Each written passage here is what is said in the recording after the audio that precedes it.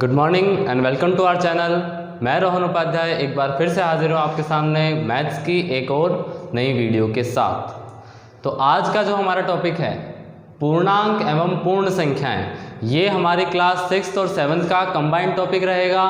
और इससे पहले मैंने एक वीडियो बनाई थी जिसके अंदर हमने सभी प्रकार की संख्याओं के बारे में पूरा विस्तार से जानकारी ली थी, इन्फॉर्मेशन ली थी कि कौन कौन सी तरह की संख्याएं होती है, जैसे कि प्राकृत संख्याएं, पूर्ण संख्याएं, पूर्णांक, परिमेय संख्याएं, अपरिमेय संख्याएं, सम विषम संख्याएं और ऐसी सब कुछ संख्याओं के बारे में हमने जाना था कि वो संख्याएं कैसी होती है और क्या क्या उनका नंबर्स आते हैं उसके अंदर। तो आज हमारा जो टॉपिक है पूर्णांक एवं पूर्ण संख्याएं, इसके बारे में हम और आगे विस्तार से जानेंगे कि इनके ऊपर कौन कौन सी संख्याएं, कौन कौन सी प्रॉपर्टीज लागू होती है।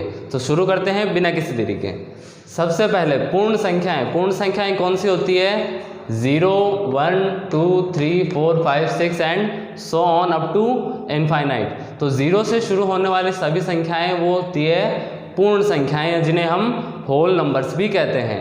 फिर अगली आती है हमारी पूर्णांक संख्याएं या जिन्हें हम इंटीजर्स कहते हैं। वो कौन सी होती है? उसके अंदर देखिए, यहाँ से अगर हम देखें, आगे वालों को एक बार छोड़ दीजिए, यहाँ से अगर आगे हम देखना शुरू करते हैं 0 के आगे से, तो ये वाली तो सारी पूर्ण संख्याएं हैं। तो पूर्ण संख्याओं के अंदर जब नेगेटिव वाले नंबर हमने ऐड कर दिए साथ में, नेगेटिव वाले नंबर्स को साथ में लिख दिया ऋणात्मक संख्याओं को, तो वो मिलकर हमारे बन गए पूर्णांक संख्याएं।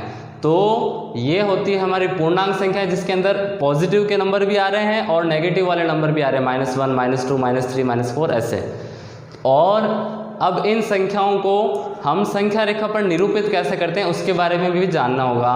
संख्या रेखा पर निरूपित करने के लिए अगर हम देखें, सबसे पहले पूर्ण संख्याएं, पूर्ण संख्याओं को संख्या रेखा पर कैसे निरूपित करेंगे, तो उसके लिए हम सबसे पहले लेंगे एक किरण। किरण क्या होती है? जिसका एक सिरा निश्चित होता है और दूसरा सिरा आगे बढ़ता जाता है, उसका कोई अंतिम सिरा नहीं होता है, तो उसको आगे बढ़ाया जा सकता है। तो एक किरण ली, उसके शुरुआत वाला जो पॉइंट है वहाँ पे हम 0 लिखेंगे।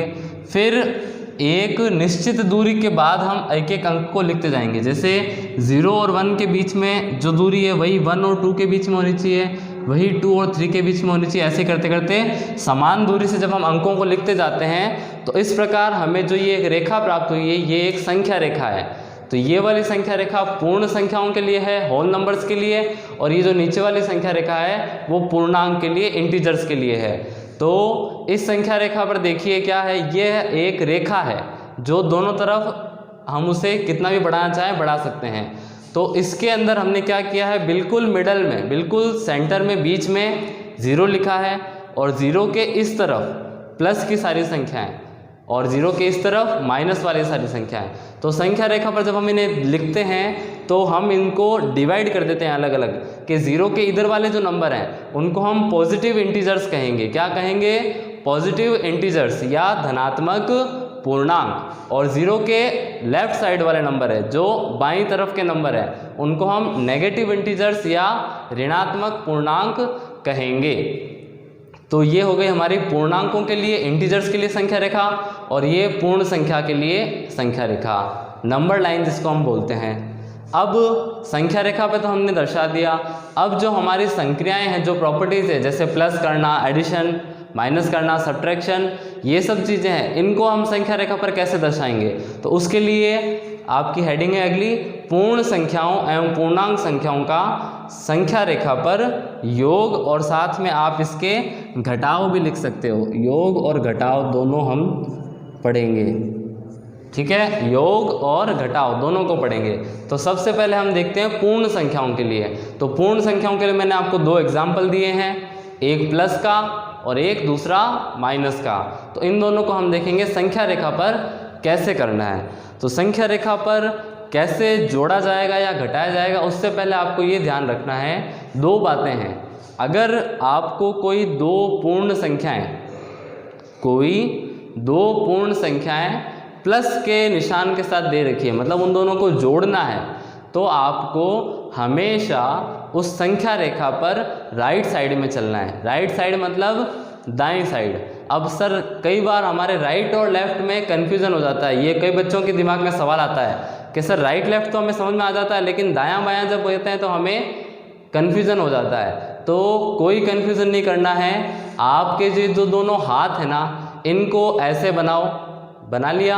अब अपनी तरफ से देखो, जो हाथ का निशान आपको डी जैसा लग रहा है तो वो आपका वो वाली साइड हो जाएगी दाईं साइड, और जिस हाथ का निशान आपको बी जैसा लग रहा है वो हो जाएगी बाईं साइड।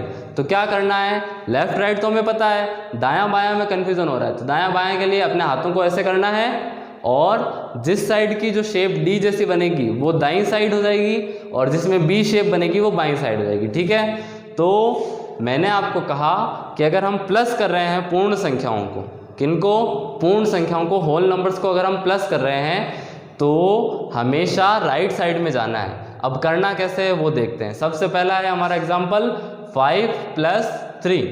तो 5 कहाँ पर है हमारा, संख्या रेखा पर कहाँ पर है नंबर लाइन, ये रहा हमारा 5, दिख रहा है सबको? ठीक है, तो अब इस 5 से हमें प्लस करना है 3।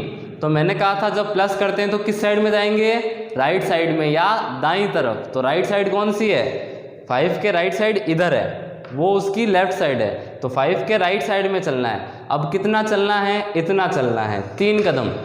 5 से दाईं और राइट साइड में 3 कदम चलने हैं। तो 5 से पहला कदम आया 6 के ऊपर, 6 से अगला दूसरा कदम 7 पे, और तीसरा कदम आया हमारा 8 के ऊपर। तो 1, 2 और 3, जब हम 3 कदम चले तो हम कहाँ पर पहुँच गए, 8 पर। तो ये हमारा आंसर आ जाएगा 5 + 3 का। समझ में आया? तो 5 + 3 का आंसर आपका क्या आ गया, 8। प्लस वाला समझ में आ गया पूर्ण संख्याओं के लिए। अब माइनस का देखते हैं, 7 - 4। तो 7 - 4 के लिए हम क्या करेंगे वो देखते हैं। एक बार मैं ये ऊपर वाला ये हटा देता हूँ।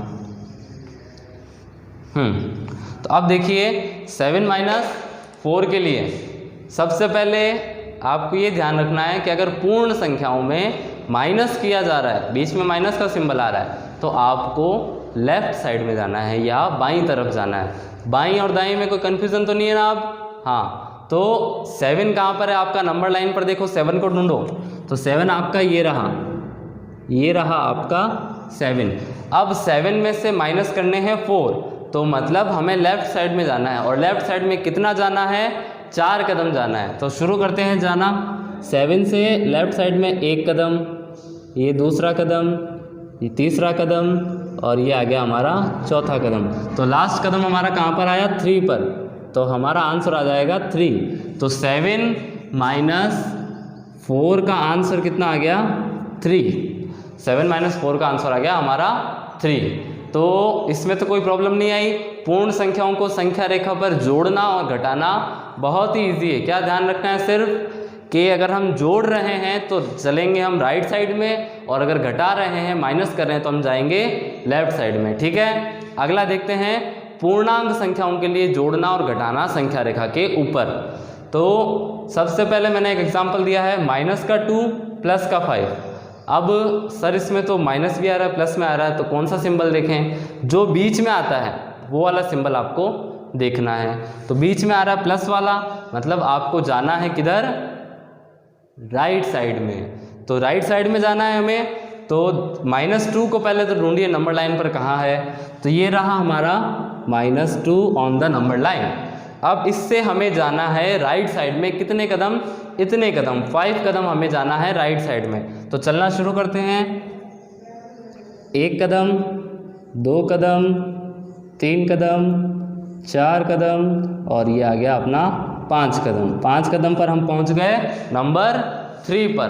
तो जो 3 है वो हमारा आएगा आंसर। तो -2 + 5, इसका आंसर क्या आया, 3। कैसे किया, सबसे पहले जो आगे वाला नंबर है उसके ऊपर जाकर हम खड़े हो गए, यहाँ पे खड़े हो गए। अब ये कह रहा है इससे हमें राइट साइड में 5 कदम चलना है।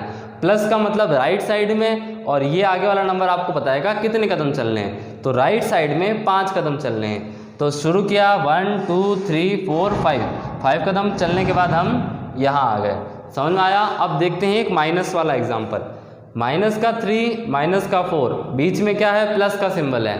अभी तो आपने कहा सर कि माइनस वाला एग्जाम्पल देखते हैं और बीच में तो आपके प्लस लिखा हुआ है, लेकिन अभी अपना ये क्वेश्चन सही फॉर्म में नहीं आया, सही रूप में नहीं है। तो इस क्वेश्चन को सही रूप में लाएंगे, कैसे लाएंगे?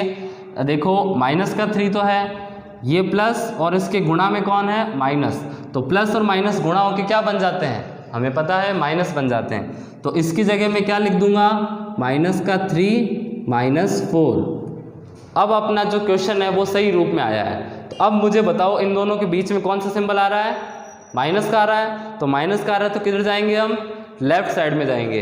तो शुरू करते हैं। सबसे पहले आगे वाला नंबर कौन है? -3। तो -3 के ऊपर हम खड़े हो गए। अब इससे लेफ्ट साइड में कितने कदम चलने हैं? 4 कदम चलने हैं। तो शुरू करते हैं 1 2 3 और 4 कदम पर हम कहाँ पहुँच गए?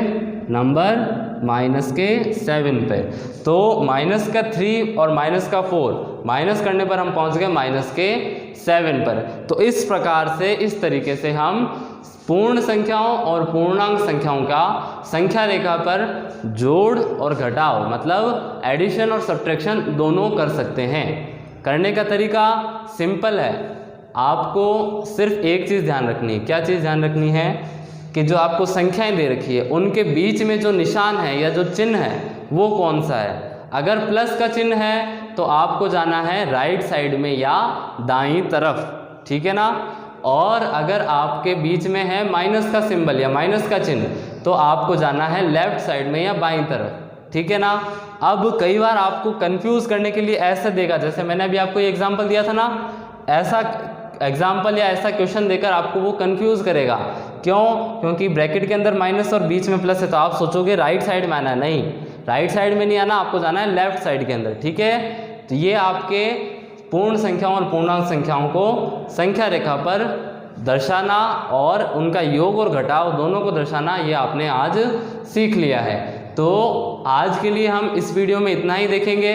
इसके बाद अगली वीडियो के अंदर हम पूर्ण संख्याओं और पूर्णांक संख्याओं के कुछ गुणधर्म या प्रॉपर्टीज देखेंगे। वो गुणधर्म कौन कौन से होंगे अभी मैं आपको नाम बता देता हूँ, लेकिन उनके बारे में हम विस्तार से अगली वीडियो में देखेंगे। सबसे पहला हमारा गुणधर्म आएगा समवर्त, दूसरा आएगा क्रम विनिमयता, तीसरा आएगा साहचर्य और चौथा आएगा तत्समक अवयव और पांचवा आएगा प्रतिलोम अवयव। तो इस तरीके से कुछ उसकी प्रॉपर्टीज आएगी या गुणधर्म आएंगी जिनको हम अगले वीडियो में देखेंगे। तब तक के लिए आज जो हमने पढ़ाया है, जो आपने पढ़ा है, उसको वापस एक बार देखना और अगर कुछ समझ में नहीं आता है तो आप ज़रूर कमेंट बॉक्स में हमें लिख के बताइए कि आपको क्या प्रॉब्लम आ रही है, ठीक है। Thank you.